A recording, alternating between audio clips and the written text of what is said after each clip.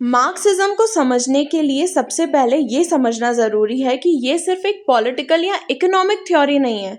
ये एक पूरा फ्रेमवर्क है जिसे हम सोसाइटी, कल्चर और लिटरेचर को समझ सकते हैं। इस थ्योरी को डेवलप किया था कार्ल मार्क्स और फ्रेडरिश ने। जब दुनिया में इंडस्ट्रियल रिवॉल्यूशन के बाद रैपिड चेंजेस आ रहे थे, फैक्ट्रीज बन रही थी, मशीन्स आ रही थी, लेकिन इस डेवलपमेंट के साथ एक्सप्लॉयटेशन भी आ रहा था। वर्कर्स दिन भर काम करते थे लेकिन प्रॉफिट उन्हें नहीं मिलता था। इसी सिचुएशन को ऑब्जर्व करते हुए मार्क्स ने एक बेसिक आइडिया दिया। सोसाइटी को समझने का सबसे इम्पॉर्टेंट तरीका है उसकी इकोनॉमिक सिस्टम को समझना। मतलब कौन प्रोडक्शन करता है, कौन लेबर करता है और प्रॉफिट किसके पास जाता है। ये सब डिसाइड करता है कि सोसाइटी का स्ट्रक्चर कैसा होगा। इस आइडिया को मार्क्स और एंगल्स ने क्लियरली एक्सप्लेन किया अपनी famous book the communist manifesto में। यहाँ उन्होंने कहा कि history of all society is the history of class struggle. इसका मतलब ये है कि हर ज़माने में सोसाइटी दो ग्रुप्स में डिवाइडेड होती है। एक जो पावर और रिसोर्सेज कंट्रोल करता है और दूसरा जो उनके लिए काम करता है। अगर हम मॉडर्न कैपिटलिस्ट सोसाइटी को देखें तो ये डिवीज़न और क्लियर हो जाता है। एक तरफ होती है बुर्जुआजी, यानी वो लोग जो फैक्ट्रीज, मशीन्स और कैपिटल के ऑनर्स होते हैं। दूसरी तरफ होते हैं प्रोलेटरिएट, यानी वो वर्कर्स जो अपना लेबर बेचते हैं। यहाँ से एक इम्पॉर्टेंट कॉन्सेप्ट आता है सरप्लस वैल्यू का। वर्कर जितना काम करता है उसकी पूरी वैल्यू उसे नहीं मिलती, उसका एक हिस्सा ऑनर ले लेता है एज प्रॉफिट। इसी को मार्क्स एक्सप्लॉयटेशन के रूप में देखता है। यही एक्सप्लॉयटेशन आगे चलकर क्लास स्ट्रगल को जन्म देता है। मार्क्स के अकॉर्डिंग हिस्ट्री का हर फेज एक स्ट्रगल का रिजल्ट है, जैसे स्लेव्स और मास्टर्स, फ्यूडल लॉर्ड्स और पीजेंट्स, और अब कैपिटलिस्ट और वर्कर्स। जब ये स्ट्रगल एक्सट्रीम हो जाता है तो रिवॉल्यूशन होता है। रिवॉल्यूशन का यहाँ पे मतलब होता है कि जब इनका एक्सप्लॉयटेशन पीक पर पहुंच जाता है।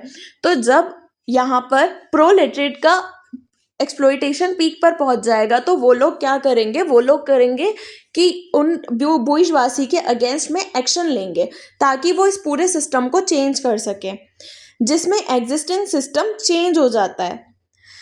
अब यहाँ एक और बहुत इंपॉर्टेंट कॉन्सेप्ट आता है बेस और सुपर स्ट्रक्चर का। मार्क्स कहता है कि सोसाइटी का इकोनॉमिक सिस्टम, जिसे बेस कहते हैं, वो ही डिसाइड करता है कि ऊपर का स्ट्रक्चर यानी सुपर स्ट्रक्चर कैसा होगा।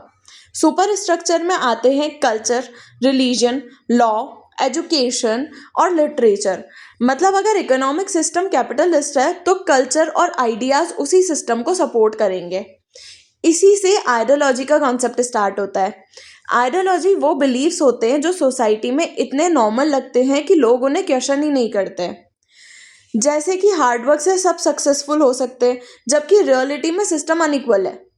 लुइस ने इस आइडिया को एक्सप्लेन किया और बताया कि सोसाइटी में कुछ इंस्टीट्यूशन होते हैं, जैसे स्कूल, मीडिया, फैमिली, ये सारे लोग जो इनडायरेक्टली कंट्रोल करते हैं।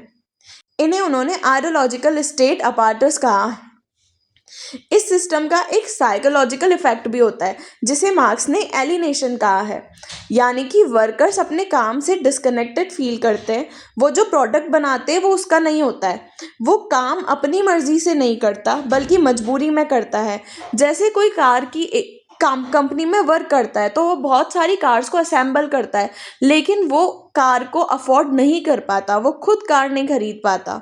धीरे धीरे वो अपने आप से और सोसाइटी से भी अलग होता जाता है। इसलिए मार्क्स कहता है कि कैपिटलिज्म इंसान को इंसान से दूर कर देता है। आगे चलकर एंटोनियो ने हेजेमनी का कॉन्सेप्ट दिया। उन्होंने कहा कि रूलिंग क्लास सिर्फ फोर्स से रूल नहीं करती बल्कि अपनी पावर को इतना नॉर्मल बना देती है कि लोग उसे नेचुरली एक्सेप्ट कर लेते हैं। कल्चर, मीडिया और एजुकेशन के थ्रू उनका कंट्रोल इतना स्ट्रांग हो जाता है कि लोग ओपोज करना भी नहीं चाहते। जैसे कि अभी यहाँ पर हम देखते हैं कि जो बिजनेसमैन हैं, जो बड़ी बड़ी कंपनीज हैं, वो बहुत कम वेजेस पे करती हैं, बहुत कम पैसे में लोगों की लेबर खरीदती हैं, लेकिन जो लोग काम कर रहे जो वर्कर्स हैं वो सिर्फ अपनी लिविंग को अच्छा बनाना चाहते हैं, इसलिए वो देखते हैं कि यहाँ पर हमें थोड़ी कम वेजेस मिल रही है, वहाँ पे इससे थोड़ी ज़्यादा मिलेगी, तो वो वहाँ पर ज़्यादा एक्सप्लॉइटेशन अपना होने देते और पैसा ज़्यादा कमा लेते, थोड़ा पैसा ज़्यादा कमा लेते। तो ये सारी चीज़ों के अगेंस्ट में कोई करना ही नहीं चाहता, कुछ इस चीज़ पे ओपोज ही नहीं करना चाहता। लिटरेचर यहाँ एक इम्पॉर्टेंट रोल प्ले करता है। लिटरेचर सुपर स्ट्रक्चर का पार्ट है, इसीलिए वो ये डोमिनेंट आइडियोलॉजी को सपोर्ट करता है या उसे चैलेंज करता है कि इसीलिए मार्क्सिस्ट क्रिटिक्स लिटरेचर को सिर्फ स्टोरी नहीं समझते बल्कि सोशल डॉक्यूमेंट के रूप में देखते हैं। इस फील्ड में कुछ इम्पॉर्टेंट क्रिटिक्स भी हैं, जैसे जॉर्ज ने रियलिज्म को इम्पोर्टेंस दिया है और कहा कि लिटरेचर की सोसाइटी की रियल कंडीशन रिफ्लेक्ट करनी चाहिए। नेक्स्ट हमारे आते हैं रैमन विलियम्स। इन्होंने कल्चर को एवरीडे लाइफ से जोड़ा है और बताया है कि लिटरेचर सोसाइटी का ही एक्सटेंशन है। नेक्स्ट अपने टैरी, इन्होंने एम्फसाइज किया था कि लिटरेचर कभी नेचुरल नहीं होता, हर टेक्स्ट में आइडियोलॉजी प्रेजेंट होती है। अगर हम मार्क्सिस्ट लिटरेरी एनालिसिस की बात करें तो इसका फोकस होता है कि टेक्स्ट में कौन पावरफुल है, कौन ऑप्रेस्ड है और इकोनॉमिक कंडीशन कैरेक्टर को कैसे अफेक्ट कर रही है। इस अप्रोच में लिटरेचर को एक मिरर के रूप में देखा जाता है जो सोसाइटी के हिडन पावर स्ट्रक्चर को रिवील करता है। लेकिन मार्क्सिज्म की क्रिटिसिज्म भी होती है। कुछ लोग कहते हैं कि ये थ्योरी ज़्यादा फोकस इकोनॉमी पर करती है और इंडिविजुअल इमोशन या क्रिएटिविटी को इग्नोर कर देती है। फिर भी ये एक पावरफुल टूल है जो हमें सोसाइटी और लिटरेचर के डीपर मीनिंग्स को समझने में हेल्प करता है। मार्क्सिज्म हमें ये समझाता है कि इकोनॉमी से सोसाइटी बनती है, सोसाइटी से आइडियाज़ बनते हैं, आइडियाज़ लोगों को कंट्रोल करते हैं और लिटरेचर उन सबको रिफ्लेक्ट करता है।